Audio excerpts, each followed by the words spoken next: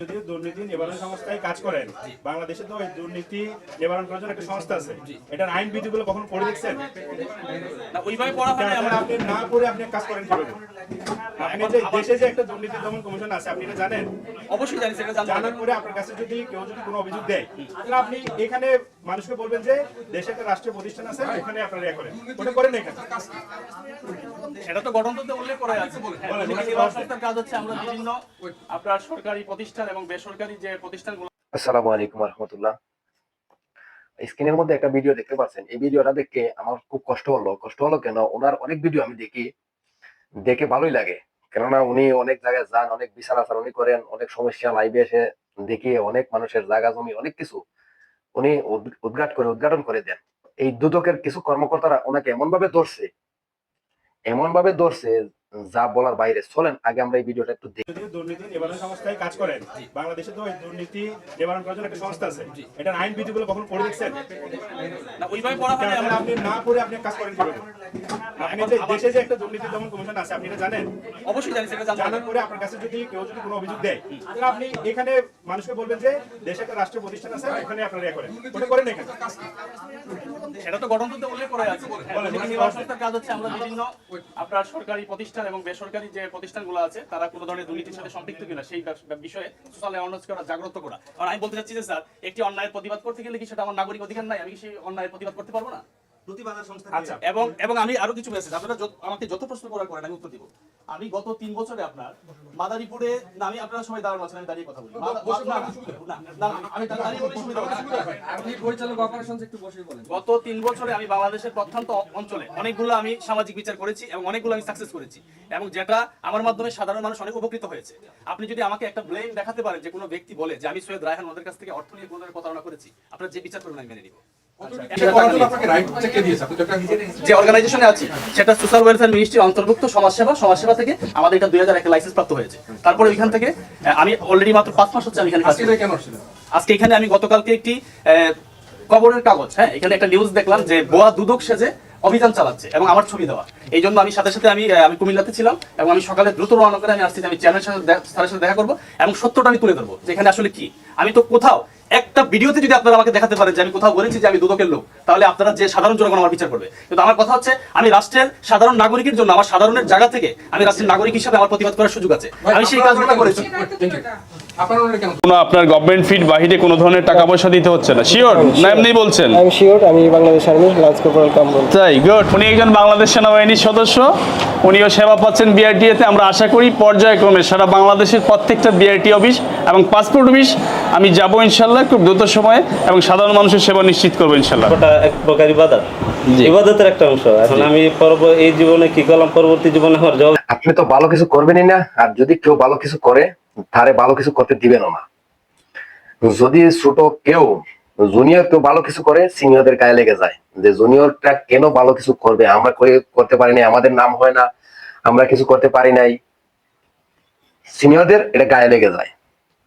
তো এই সৈয়দ রায়হান ভাই অনেক ভিডিও আমি দেখছি, অনেক জায়গায় অনেক সমস্যা সমাধান করছে। এখন ওনার যে প্রতিষ্ঠানটা, এটা লাইসেন্স প্রাপ্ত মনে হয়, তো ভিডিও দেখলে বোঝা যাবে। তো এই ভিডিওটা আমি দেখি নাই, ওনার অন্য ভিডিও আমি দেখেছি। উনি অনেক বিষয়ে, মনে করেন আমাদের হবিগঞ্জে ফাস্টফুড অফিসেও উনি এসেছিলেন যে দুর্নীতি হয় কিনা এগুলা জানার জন্য। তো অবশ্যই বাংলাদেশের সুস্থ নাগরিক হিসাবে প্রতিটা মানুষের দুর্নীতি ভালো মন্দ বোঝার এবং দেখার দায়িত্ব আছে। উনি যেভাবে দায়িত্ব পালন করতেছে, ওনাকে পুরস্কৃত করা উচিত।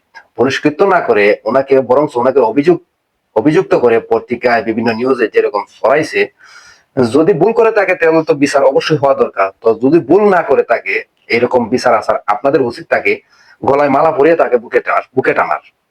আপনারা এটা না করে বরং তারে যেরকম হেনস্থ করতেছেন 6-7 জন মিলে, বোঝা যাইতেছে যে উনি মনে করেন মহাভারত অশুদ্ধ করে আসছে।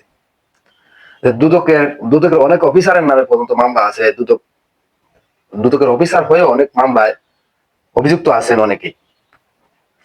তো দুদকে যে মানুষ যাবে, উনি এই একজন যদি পারে ভালো কিছু করতে করুক, আপনাদেরও ভালো, আপনাদের কাছে লোক গেল না। ওই দেশের যদি কোনো সমস্যা হয়, আমি দেখছি ওনার পাই ভিডিওতে পুলিশ প্রোডাকশনও আছে। তো উনি যদি পুলিশ প্রোটেকশনও পায় তাহলে এখানে ওই দুদকের সমস্যাটা কি? আমার ভিডিও দেখে 3-4 বার ভিডিওটা দেখছি, কিন্তু দেখে কোনো সমস্যা আমি পাই না। আর যদি তাদের কোনো ব্যক্তিগত কোনো আক্রোশ থাকে তাহলে থাকতে পারে। তো চলুন আমরা সম্পূর্ণ ভিডিওটা দেখবো। না, আমি আপনারা সবাই দাঁড়ানো আছেন, আমি দাঁড়িয়ে কথা বলি। আমি দাঁড়িয়ে বলি সুবিধা হবে। আপনি পরিচালক অপারেশন একটু বসে বলেন। গত 3 বছরে আমি বাংলাদেশের প্রত্যন্ত অঞ্চলে অনেকগুলো আমি সামাজিক বিচার করেছি এবং অনেকগুলো আমি সাকসেস করেছি, এবং যেটা আমার মাধ্যমে সাধারণ মানুষ অনেক উপকৃত হয়েছে। আপনি যদি আমাকে একটা ব্লেম দেখাতে পারেন যে কোনো ব্যক্তি বলে যে আমি সৈয়দ রায়হান ওদের কাছ থেকে অর্থ নিয়ে কোনো ধরনের প্রতারণা করেছি, আপনারা যে বিচার করবেন আমি মেনে নিব। এখন আমার নাম ভাঙিয়ে যদি অনেকে আমাকে মেসেজ দিয়েছে আমার কথা বলে, অনেকে 5,000 10,000 20,000 টাকা যে অর্গানাইজেশনে আছি সেটা সোশ্যাল ওয়েলফেয়ার মিনিস্ট্রির অন্তর্ভুক্ত সমাজসেবা থেকে আমাদের এটা 2001 লাইসেন্স প্রাপ্ত হয়েছে। তারপরে ওইখান থেকে আমি অলরেডি মাত্র 5 মাস হচ্ছে আমি এখানে কাজ করছি। আজকে এখানে আমি গতকালকে একটি খবরের কাগজ, এখানে একটা নিউজ দেখলাম যে বোয়া দুদক সেজে অভিযান চালাচ্ছে এবং আমার ছবি দেওয়া। এই জন্য আমি সাথে সাথে আমি কুমিল্লাতে ছিলাম এবং আমি সকালে দ্রুত রওনা করে আমি আসছি যে আমি চেয়ারম্যানের সাথে দেখা করবো এবং সত্যটা আমি তুলে ধরবো যে এখানে আসলে কি। আমি তো কোথাও একটা ভিডিওতে যদি আপনারা আমাকে দেখাতে পারেন যে আমি কোথাও বলেছি যে আমি দুদকের লোক, তাহলে আপনারা যে সাধারণ জনগণ আমার বিচার করবে। কিন্তু আমার কথা হচ্ছে আমি রাষ্ট্রের সাধারণ নাগরিকের জন্য, আমার সাধারণের জায়গা থেকে আমি রাষ্ট্রের নাগরিক হিসাবে আমার প্রতিবাদ করার সুযোগ আছে, আমি সেই কাজগুলো করেছি। বাংলাদেশের এই দুর্নীতি প্রতিরোধের জন্য একটা সংস্থা আছে, সরকারি কমিশন আছে। একটা সংগঠন নিজেরা সংগঠন তৈরি করে নিজেরা নীতিমালা তৈরি করে একের দুদকের প্যারালাল সংগঠনে পরিণত হয়ে গেছে। এটা কোনোভাবেই করতে পারে না এবং এটা সম্পূর্ণ বেআইনি এবং এটা এক গুরুতর অপরাধ। এই সরকার রাষ্ট্রকে চ্যালেঞ্জ করার মতো ঘটনা। ওনারা নিজেরা অভিযান চালাচ্ছে, নিজেরাই বিচার করতেছে। বাংলাদেশে তো বিদ্যমান আইন শৃঙ্খলা বাহিনী আছে, বাংলাদেশের দুর্নীতি নিবারণ করার জন্য সংস্থা আছে। আপনারা নিজেরাই গ্রামে গিয়ে বিচার করতেছেন, নিজেরাই অভিযান চালাচ্ছেন, নিজেরাই পুলিশের প্রোটেকশন দিচ্ছেন। এটা আপনারা করতে পারেন না। সৈয়দ রায়হান উনি তো ওনার তো প্রায় ভিডিও অনেকেই দেখে, অনেক ভিডিও আমি দেখি, তো এটা ওনাদের ভালো লাগে নাই। ওনাদের কাছে যদি লোক না যায় ওনাদের তো ভালো লাগে না, কারণ আমরা একটা কেস মামলায় গেলেও আমাদের কিছুটা অনেক টাকা খরচ হয়। সেই জায়গায় যদি উনি ভালো একটা যদি বিচার উনি করে দিতে পারেন তাহলে এই দুদকের সমস্যাটা কোথায়? এটা সাধারণ মানুষ, আমরা সাধারণ মানুষ এই যে ভালো কিছু কেউ করতে দেখতে পারি না আর নিজেও ভালো কিছু করতে পারি না। যদি উনি কোনো অপরাধী হয়ে থাকে তাহলে তার শাস্তি হওয়া দরকার, আর যদি অপরাধ না করে থাকে, উনি যদি কোনো ভালো কাজ করে থাকে তাহলে ওনাকে এরকম হেনস্থ করার অধিকার দুদকের নাই।